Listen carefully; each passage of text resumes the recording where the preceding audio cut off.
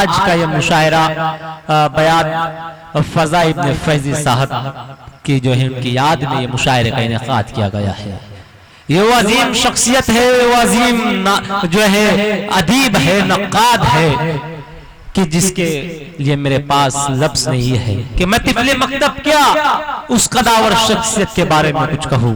اس لیے میں چاہتا ہوں کہ ایک ممتاز شاعر جناب سالک بستوی صاحب سے میں ملتمس ہوں کہ آپ موصوف تشریف لائے اور فضا ابن فیضی کی جو ہے زندگی پر نظر ڈالے، اپنے تاثرات کا اظہار کرے.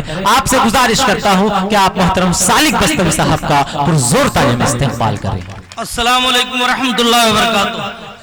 وعلیکم السلام. آج دل حمد و شکر سے لبریز ہے کہ آج سدھارتھ یونیورسٹی میں ہمارے معزز مہمان گرامی اور ہمارے سیاسی لیڈران موجود ہیں.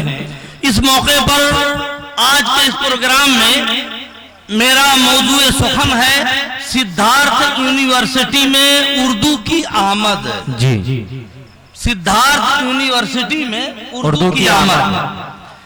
ذکر آئے اردو زبان ہر سمت تیرا آج ہے. کیا بات. ذکر آئے اردو زبان ہر سمت تیرا آج ہے.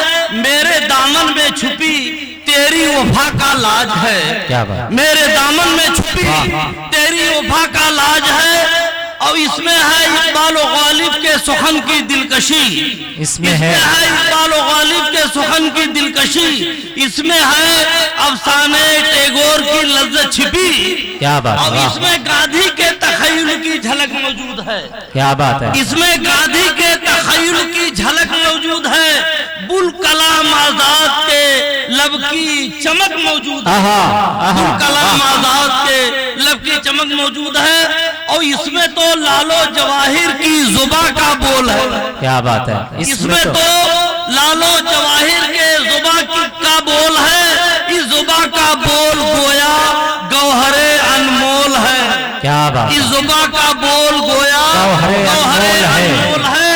اور لکھنؤ دلی میں اس کے قدرداں موجود ہیں. لکھنؤ دلی میں اس کے قدرداں موجود ہیں. اور اس کے دکن میں ہزاروں گلستاں موجود ہیں. کیا بات. اس کے دکن میں ہزاروں گلستاں موجود ہیں. محترم حضرات، سدھارتھ نگر کی اس نوزائیدہ بین الاقوامی یونیورسٹی میں میری دانست کی حد تک یہ پہلا مشاعرہ ہے. اردو اور مشاعرہ لازم ملزوم تسلیم کیے جاتے ہیں.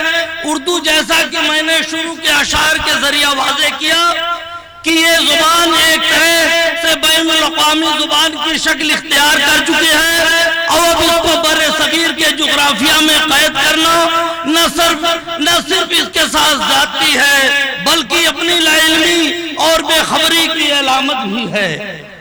یہ وہ زبان ہے جس کو صرف اور صرف مسلمانوں کی زبان قرار دینا بھی برادران وطن کی اردو نوازی اور ریختہ شناسی کی زبردست ناانصافی ہے. اس کو غالب، اقبال، مومن، دبیر، داغ، انیس، دبیر اور اکبر الہ آبادی، ڈپٹی نذیر احمد، منشی ذکاء اللہ، سر سید شبلی نعمانی اور مولانا آزاد تک محدود کرنا اور محروم ارشمل شیانی، جگن ناتھ آزاد، فراق وغیرہ کو فراموش کر دینا اور اردو کو مسلمان بنا دینا تنگ نظری کوتاہ بینی بلکہ نہ عاقبت اندیشی ہے. ایک شاعر ممکن ہے وہ اپنی نجی زندگی میں ساری بدعمالیوں کا شکار ہو، جیسے بددینی، بادخوری، حتیٰ کی خدا بیزاری، پر اس کے سینے میں ایک حساس دل اور اس کے دماغ میں ایک شریف انسان کا واضح تصور موجود رہتا ہے. معاشرے کی نبض خاموش پر نشتر کائنات کی تمام تر جلوہ آرائیوں کا نقشہ ایک شاعری کھینچ سکتا ہے. اسی لیے عربی زبان میں شعرا کو اللہ کا شاگرد کہا جاتا ہے. سدھارتھ یونیورسٹی کے اس کیمپس میں اس طرح کی ادبی نشست اور مشاعرے کا ابتدائی تصور بھی اپنے آپ میں انتہائی اہمیت کا حامل ہے.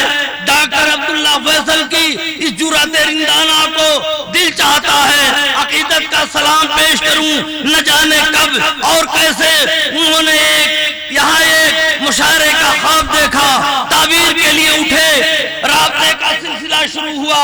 عالی جناب ارشد خان، آفتاب عالم صاحب، جناب ممتاز خان، ارشد خان، ڈاکٹر ریتا بہگنا جوشی، جناب عبدالکریم خان، جناب ضیاء الرحمان بھائی، محترمہ تسلیم النساء صاحبہ، محترم مولانا حافظ محمد اشرف راشد سراجی پردھان غوری، مولانا نیاز احمد فیضی اور مولانا محمد مبارک اثری، اور اس کے علاوہ بہت سے احباب کے ذریعہ یہ قافلہ بن گیا، اور کوشش جہاں تک پہنچی جو سرحد ہم اس کا نظارہ کر رہے ہیں۔